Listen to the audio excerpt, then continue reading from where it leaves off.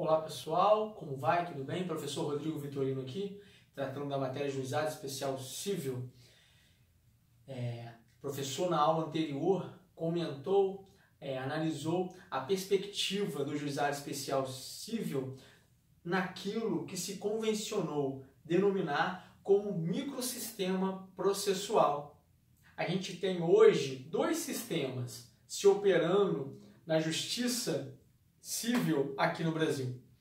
A macrojustiça processual de índole civil, que se dá através do Código de Processo Civil, que se dava inclusive o antigo CPC, e agora, a partir da entrada em vigor em 2016 do novo CPC, bem como através das leis extravagantes que cuidam de procedimentos especiais, ok? Daí porque o professor aludiu na aula anterior, não vou ser cansativo, tampouco repetitivo, mencionou sobre o macrosistema processual, que até 1995 foi o que perdurou nesta República Federativa.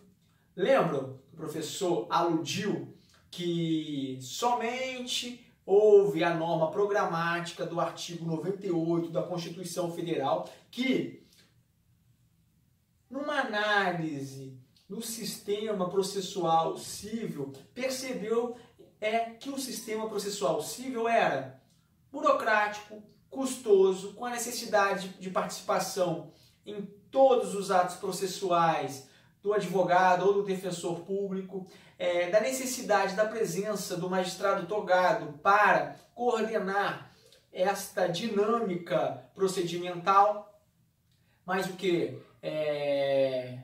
A gama recursal com infindáveis recursos em espécies para o que? Impugnar as decisões judiciais, daí porque havia a morosidade, como há a morosidade na entrega da prestação jurisdicional, até se culminar, logicamente, com a sentença que vai transitar em julgado ou o acórdão, que por sua vez igualmente vai transitar em julgado. Houve a lembrança por parte do legislador constitucional, em 1988, nesse dispositivo, no artigo 98, sobre a possibilidade de se criar um microsistema que desse privilégio ao quê? A celeridade, que o gasto, o custo com essa justiça fosse absolutamente diminuta, menor em relação ao macrosistema processual, com a desnecessidade de patrocínio de advogado quando a demanda ensejasse um teto de até 20 salários mínimos, a criação da figura do juiz leigo, que pode presidir uma audiência de conciliação e de instrução e julgamento, que pode prolatar uma decisão que, logicamente, ficará sobre o critério do magistrado togado, homologando ou não esta decisão proferida pelo juiz leigo. O conciliador mais ativo, buscando sempre a transação, o acordo, o pacto entre autor e réu. Uma dinâmica totalmente diferente. O professor explicou isso de forma pormenorizada na aula anterior e agora o professor gostaria de tecer comentários a respeito dos princípios orientadores deste microsistema processual que adveio com a alusão da norma programática do artigo 98 da Constituição Federal, que por sua vez fora regulamentado pela Lei 9.099 de 1995 no âmbito estadual. Posteriormente, na esfera federal, trazendo o órgão judicante, ou seja, o órgão que integra o Poder Judiciário, Juizado Especial Civil, no âmbito federal, mediante a Lei 10.259 de 2001.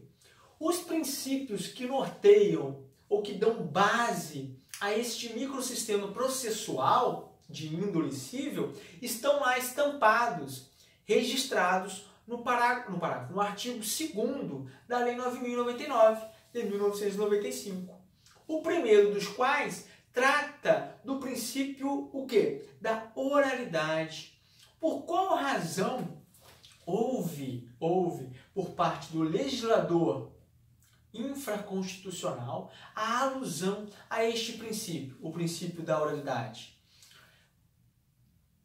Em razão de haver a possibilidade de uma concatenação, um entrelaçamento de atos processuais que, por sua vez, formam o procedimento denominado sumaríssimo. A gente sabe, né, que o procedimento sumaríssimo é aquele tratado e cuidado para o microsistema processual de índole civil, através de um órgão do Poder Judiciário denominado Juizado Especial Civil, para facilitar a entrega da prestação jurisdicional, né? E como se dá essa perspectiva do princípio da oralidade?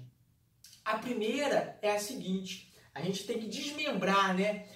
Destrinchar, esmiuçar o princípio da oralidade da seguinte forma. Vou explicar para os senhores.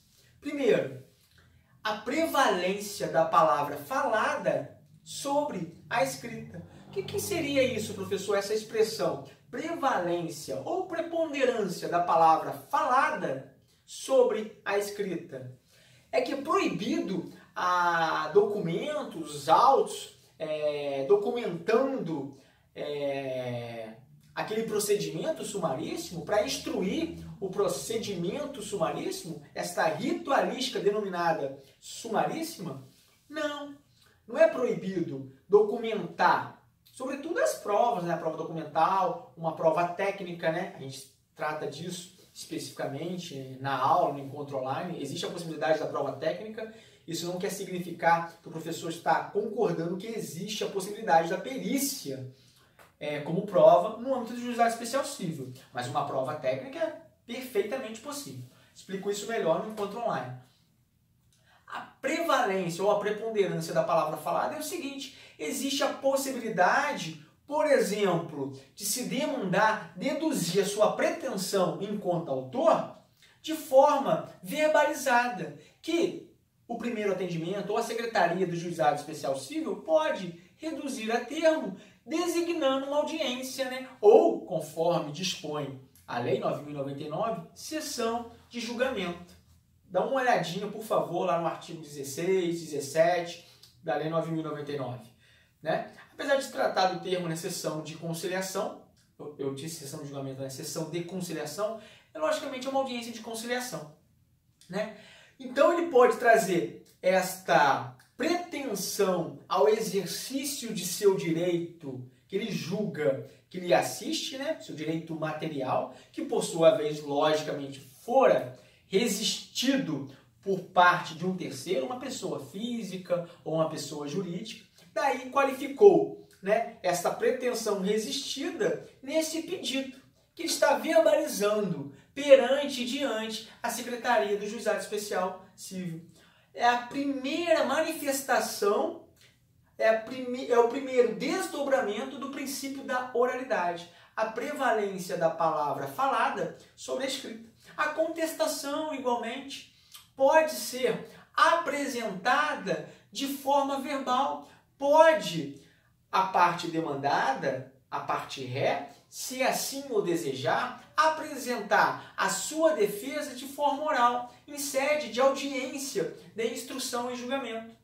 Né? Se ela pode, se é uma faculdade legislativa, uma faculdade conferida pela Lei 9.099, logicamente que poderia, tanto a parte autora ingressar com a petição inicial, né, narrando os fatos, fundamentando, segundo a sua concepção, o seu direito, bem como poderia, igualmente, a contestação ser apresentada através do documento, né, sem problema algum. O que o professor está mencionando é que a palavra falada tem um peso maior no âmbito do microsistema processual de índole civil, trazido pela essa regulamentação da Lei 9.099 de 95.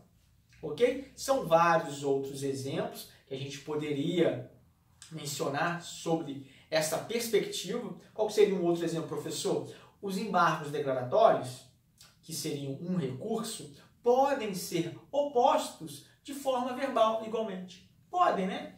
Se a parte que quiser esclarecer, né, ou melhor detalhar aquela decisão judicial que se encontra contraditória, obscura, pode opor os embargos declaratórios de forma verbal, sem problema algum, professor. Mas a parte quer fazer de forma escrita, não tem problema, tá bom? Mas a prevalência é da palavra falada, até porque o princípio da oralidade ele se harmoniza com uma entrega de prestação jurisdicional de forma mais célere, que é um outro princípio, então, igualmente tratado no artigo 2º da Lei 9.099, ok?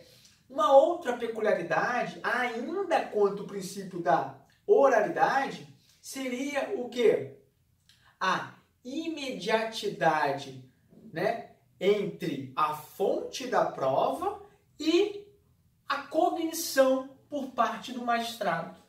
Né? A fonte da prova, no momento da instrução e julgamento, em que o magistrado togado ou o juiz leigo conhece da prova, porque aquela prova está sendo produzida em sede de instrução, há melhores chances de uma entrega de prestação jurisdicional ser de forma mais efetiva, eficiente, diminuindo a falibilidade, que é possível de ocorrer, até porque a gente sabe, né, que essa falibilidade decorre de atividade humana. Todo ser humano é capaz de entregar algo de forma efetiva, brilhante, com a probidade e retidão que se espera do ser humano, mas pode igualmente se equivocar. Casos, né, dos juízes leigos e dos magistrados togados.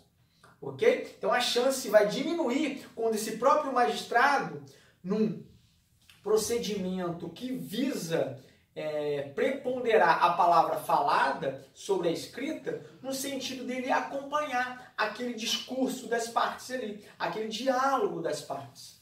Né? A imediatidade da prova faz com que o princípio da oralidade torne o procedimento sumaríssimo através do conhecimento ou da cognição por parte do magistrado se dê de forma mais efetiva.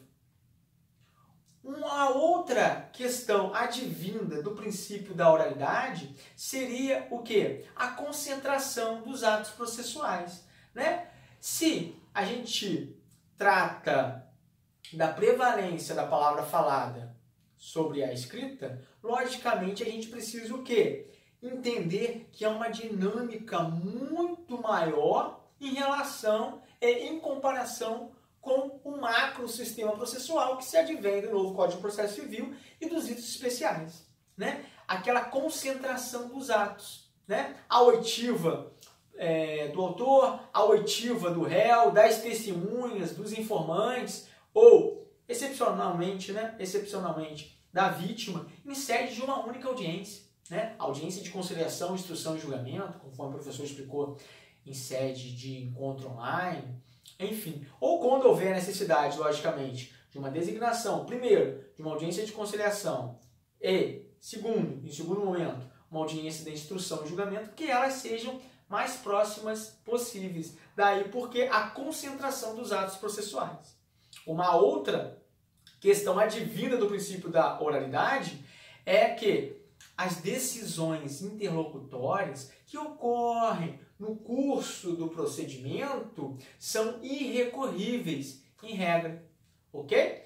O professor disse isso em sala de aula, repete, frisa para os senhores, né? O seguinte: apesar das decisões interlocutórias não serem impugnáveis no juizado especial civil estadual via o recurso de agravo, tem um sucedâneo, né? Um substitutivo para suprir essa necessidade. Porque, na minha concepção, a meu ver, houve uma falha legislativa de se não permitir a impugnação das decisões interlocutórias via o recurso de agravo. Qual que é o substitutivo? O professor tratou isso em sede de encontro online. Seria a impetração da ação autônoma de impugnação denominada mandado de segurança. Ou também uma reclamação. Existe isso, essa possibilidade, eu explico melhor isso em sede de encontro online. Ok? Uma outra decorrência lógica do princípio da oralidade é um subprincípio, né?